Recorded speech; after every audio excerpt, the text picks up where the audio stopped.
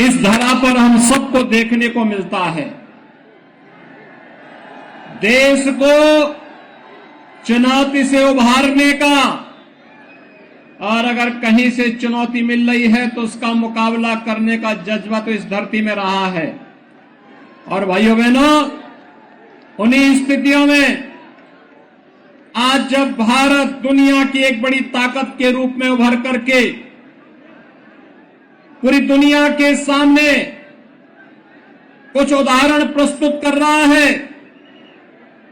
उन स्थितियों में देश के यशस्वी प्रधानमंत्री श्री नरेंद्र मोदी जी के नेतृत्व में भारत को सबसे बड़ी ताकत, दुनिया की सबसे बड़ी ताकत के रूप में स्थापित करने के इस अभियान में राजस्थान पीछे न रह जाए, इसके लिए आप सबका आह्वान करने के लिए मैं आपके बीच यहां पर आया हूं।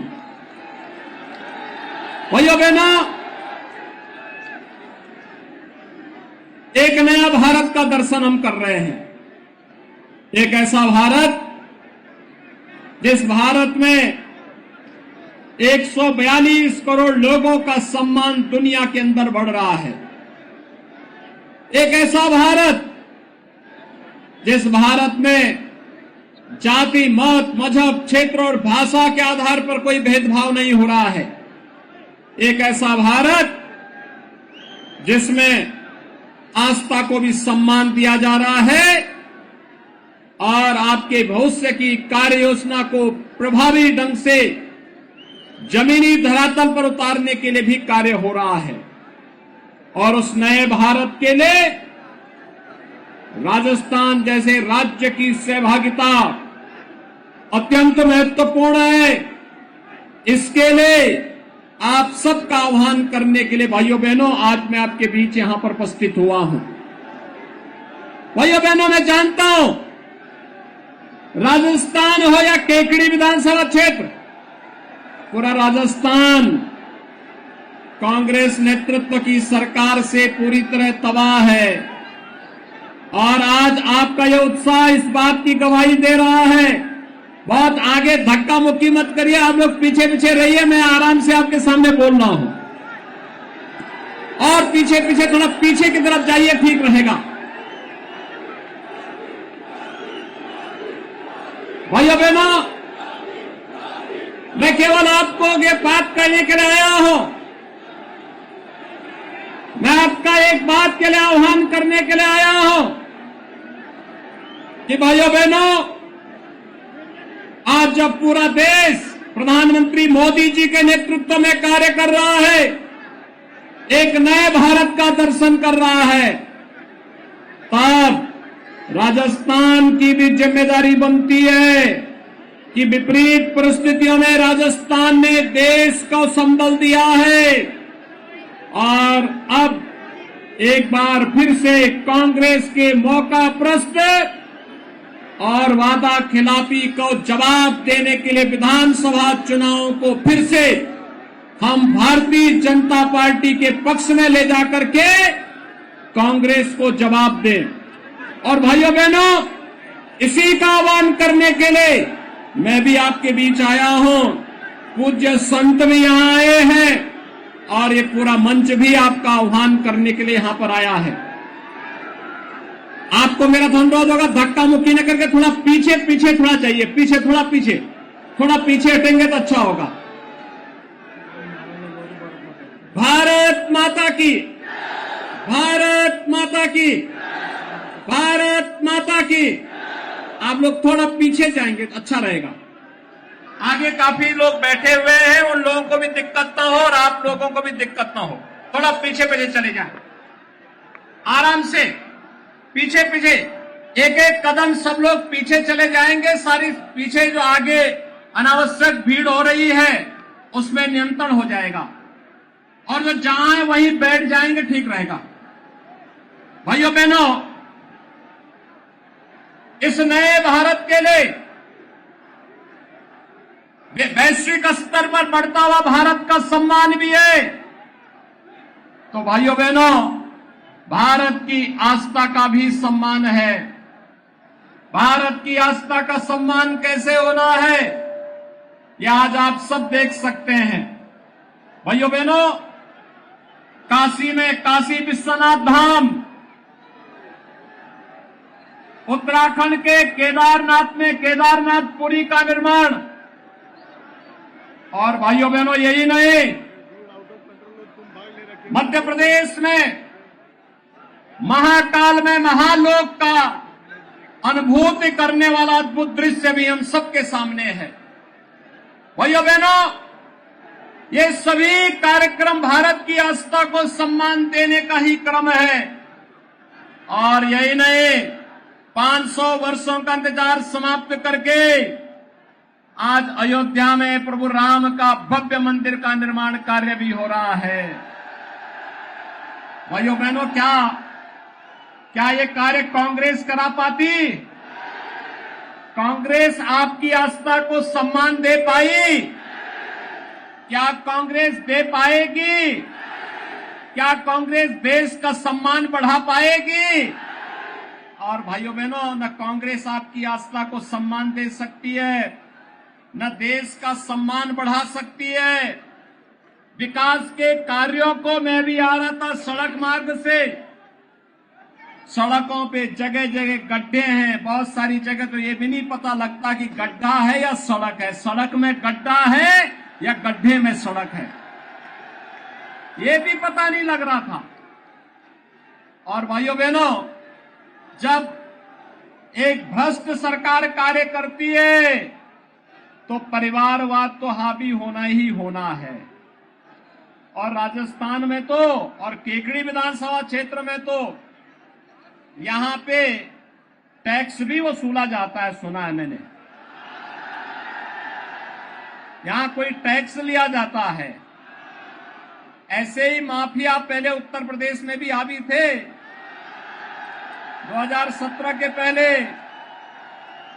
और भाइयों बहनों, उत्तर प्रदेश में माफिया के लिए ही हम बुलडोजर लेके आए थे।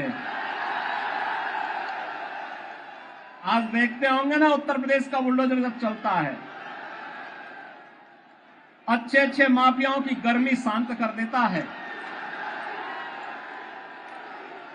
और गर्मी ही नहीं शांत करता है, जितना जनता को लूट करके रखा हुआ उस पैसे को सरकारी खजाने में रख करके फिर गरीबों के लिए आवास बनाने का काम हम लोग करते हैं उस पैसे का। और यहां पे तो मुझे बताया गया है, यहां की सरकार तुष्टीकरण की नीति पर चल करके यहां के धर्म स्थलों पर पैसे को खर्च करने से रोकती है। यानी धार्मिक स्थलों पे पैसा खर्च न हो, इसके लिए सरकार यहां पर लगातार इस प्रकार की बंदिशें लगाती हैं। भाइयों बहनों, आज के इस अवसर पर मैं आप सबका आह्वान करने के लिए आया हूं। आपने देखा होगा 5 साल कांग्रेस नेतृत्व की सरकार के कार्यकाल को देखा है, और 5 साल इससे पहले भारतीय जनता पार्टी की वसुंधरा राजे जी के नेतृत्व की सरकार के भी कार्यकाल को आपने देखा है। दोनों में जमीन आसमान का अंतर है। एक तरफ विकास, सुरक्षा और सुशासन है, और दूसरी तरफ भ्रष्टाचार, अराजकता और गुंडागिर्दी और माफिया राज हावी होता हुआ दिखाई देता है। भाइयों बहनों, भारतीय जनता पार्टी की डबल इंजन की सरकार ही आपको सुरक्षा की गारंटी दे सकती है, सुशासन का वायदा कर सकती है, पूरी समृद्धि का वायदा कर सकती है। एक टूटी फूटी सड़कें हो, यहां पे निवेश का माहौल बनाने का कार्यक्रम हो, या किसी भी प्रकार के अन्य योजनाओं को प्रभावी ढंग से लागू करने के लिए आपने मोदी जी के नेतृत्व में देखा है। भाइयों बहनों, पिछले 9 वर्ष में मोदी जी के नेतृत्व में 12 करोड़ गरीबों के घर में शौचालय बने, 4 लाख गरीबों के लिए आवास की सुविधाएं उपलब्ध करवाई गई, 4 करोड़ गरीबों के घर में बिजली पहुंचाने का काम हुआ। और यही नहीं, कोरोना कालखंड में 80 करोड़ लोगों को फ्री में राशन की सुविधा का लाभ मिला। तो अगले 5 वर्ष के लिए प्रधानमंत्री जी ने कहा कि गरीबों को फ्री में राशन की सुविधा का लाभ मिलेगा। भाइयों बहनों, क्या ये काम कांग्रेस कर पाती? और कांग्रेस को तो देश के अंदर आपने 55-60 वर्षों तक मौका दिया ही था, अब नहीं कर पाई, उसकी क्षमता नहीं थी, तो इसके लिए जनता जनार्दन कहां से दोषी है? और इसीलिए मैं आपका आह्वान करने के लिए आया हूं भाइयों बहनों, ये सागर टैक्स से मुक्ति मिले, भ्रष्टाचार मुक्त व्यवस्था राजस्थान को प्राप्त हो, राजस्थान के नौजवानों के लिए भी रोजगार की सुविधाएं उपलब्ध हो, यहां का विकास की योजनाओं का लाभ गांव, गरीब, किसान, नौजवान और महिलाओं को प्राप्त हो। इसके लिए डबल इंजन की भारतीय जनता पार्टी की सरकार राजस्थान के अंदर आवश्यक है। सहमत हैं? अच्छा, मुझे एक बात बताओ, आप में से कितने लोग हैं जो अयोध्या में 22 जनवरी को रामलला के विराजमान होने के बाद अयोध्या आने के लिए इच्छुक हैं? कितने लोग हैं? पूरा राजस्थानी आना चाहता है क्या? भाइयों बहनों, इसके लिए आवश्यक है कि शत्रुघ्न गौतम जी को विधानसभा में जयपुर पहुंचाएंगे? सभी लोग सहमत हैं? पहुंचाएंगे ना? भ्रष्टाचारियों की जमानत जब्त करवाएंगे?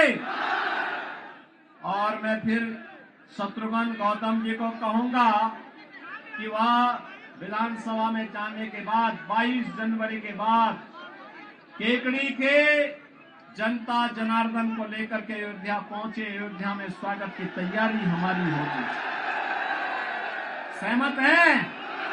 सभी लोग सहमत हैं? तो भाइयों बहनों, आपने वायदा किया, मैंने भी वायदा किया, पक्का?